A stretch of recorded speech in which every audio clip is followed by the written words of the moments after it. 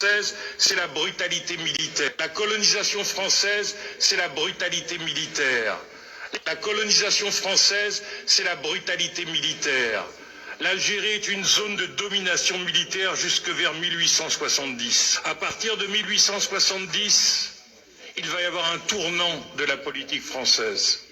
Il va s'agir de franciser l'Algérie. Il ne s'agit pas simplement de la domination militaire qui demeure, il s'agit de franciser l'Algérie.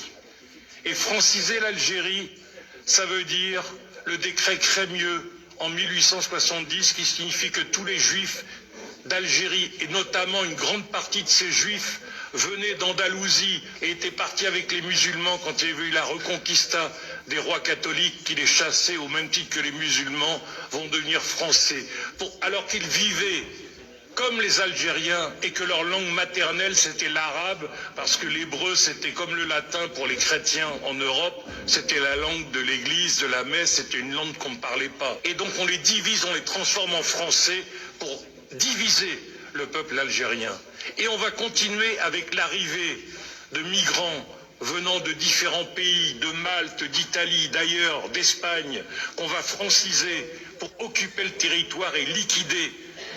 D'ailleurs, on ne parlera jamais d'Algériens. Quand on parle de l'Algérie, on parle des Européens, les Français, et des musulmans.